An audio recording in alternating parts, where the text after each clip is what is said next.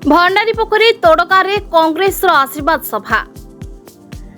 भद्रक जिला अंतर्गत भंडारीपोखरी विधानसभा तोड़गाँव कांग्रेस एक विशाल आशीर्वाद सभा हो जाइछि।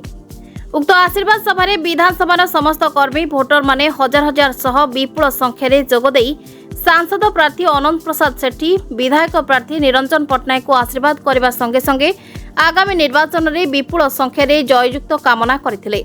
निरंजन पट्टनायक कहते मु शेष जीवन में भंडारीपोखरी विधानसभा को एक आदर्श विधानसभा गढ़ी।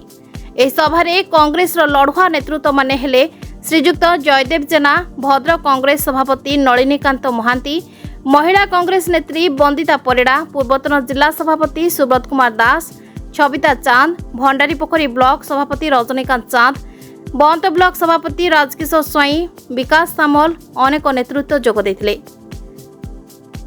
समावेश होउछि विजयर समावेश। कांग्रेस 2024 मसीह जो सरकार करिबार ये होउछि पूर्वाभास एवं आज हजार हजार संख्या मते आज आसिया समुदाय रास्ता अध घंटे समय लगे, मत 4 घंटा समय लगी पहुँचा।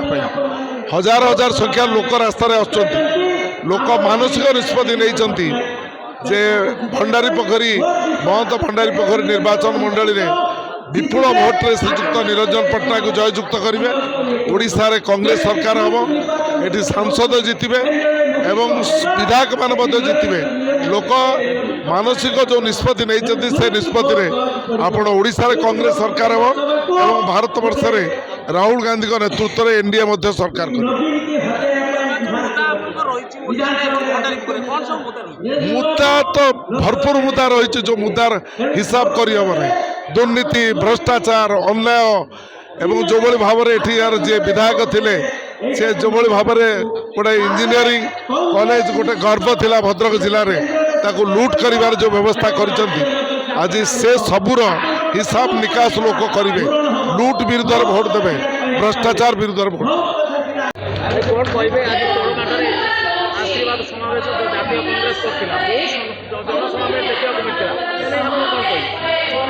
आज जो भाया भंडारीपोखरी जनसाधारण निरंजन पट्टनायक को आशीर्वाद देइचंती। आशीर्वाद समावेश रे आपण माने निजे देखंतु।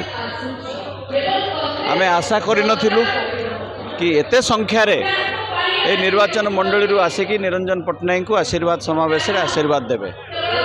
मु धन्यवाद देवाई चाहूँगी भंडारीपोखरी निर्वाचन मंडली उभय बंत ब्लॉक और भंडारीपोखरी ब्लॉक समस्त कांग्रेस कर्मी मान को, ब्लॉक प्रेसिडेंट मान को, युवक मान को, महिला मान को कि आपण एते राति दिन एक करके भाया विशाल समावेश को आपण सक्सेसफुल करिसेंती। सेथिपाई मु तांको अशेष अशेष धन्यवाद जणाइबा चाहूँगी।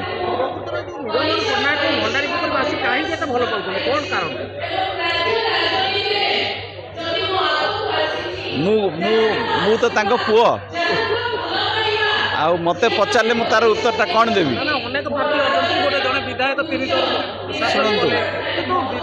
सी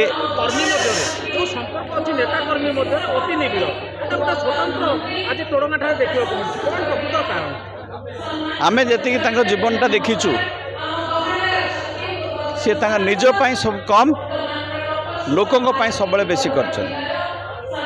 आमे गोटे समय थिला आमे जते स्कूल पढ़ुलु से आमको देखा पाऊन एते से कर्मी लोकों सांगे मिसी जाऊे, लोकों सेवा करुले। आज जदि आमे कहबू सेटा ठीक लगनी, गोटे पुअर मुहरु बापा विषय ये सब कहवा ठीक लगनी। जनसाधारण जहाँ कहते से जनसाधारण को आशीर्वाद, भगवान को आशीर्वाद कि तांको भगवान से बेला शक्ति देइचंती कि लोकों को संपर्क में अच्छंती, लोक तांको भल पाउचंती, सी लोकों को भल पाउचंती।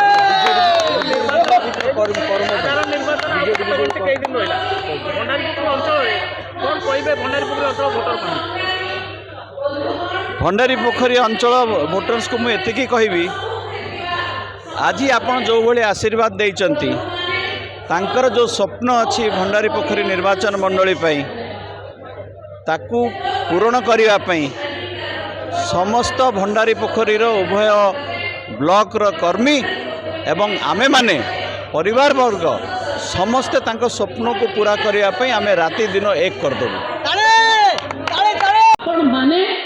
ଶକ୍ତିଶାଳୀ ଅଛି ଭଣ୍ଡାରୀପୋଖରୀ ବିଧାନସଭାରେ କଂଗ୍ରେସ ଜିତିବ ଏହା ପ୍ରାରମ୍ଭିକ ସୂଚନା, ଦୃଢ଼ ସୂଚନା, ଖାଲି ସୂଚନା ନୁହେଁ। ବିଜେଡି ଏବଂ ବିଜେପି ନିଶ୍ଚିତ ଭାବରେ ଆଜିଠାରୁ ଚିନ୍ତା କରିବେ ଯେ ଏଭଳି ସମର୍ଥନ କିଭଳି ହେଲା, କାହିଁକିନା ତାଙ୍କର କୁକର୍ମ, ତାଙ୍କର ଅବହେଳା କରିବା, ଲୋକଙ୍କୁ ଅବହେଳା କରିବା, ଅଞ୍ଚଳକୁ ଉପେକ୍ଷିତ କରିବା, ଲୋକଙ୍କ ସମସ୍ୟାର ସମାଧାନ ନ କରିବା, ତାର ପ୍ରତିଫଳନ ହେଉଛି ଲୋକଙ୍କର ରିଏକ୍ସନ୍, ପ୍ରତିକ୍ରିୟାର ପରିଣାମ ତାଙ୍କୁ ହାରିବାକୁ ପଡ଼ିବ ଏବଂ ସେ କଂଗ୍ରେସ ଜିତିବ। ଯେହେତୁ କଂଗ୍ରେସ ଜିତିବ, ସେମାନେ ଆସିକି ଜଣେଇଗଲେ ଆଗାମୀ 1 ତାରିଖ ଦିନ ସମ୍ପୂର୍ଣ୍ଣ ଭାବରେ କଂଗ୍ରେସକୁ ଭୋଟ ଦେବେ, କଂଗ୍ରେସ ଏଠି ବିଜୟୀ ହେବ। ଭଦ୍ରକରୁ ସନ୍ତୋଷ କୁମାର ପେରେଇଙ୍କ ରିପୋର୍ଟ, ପ୍ରତୀକ୍ଷା ନ୍ୟୁଜ୍।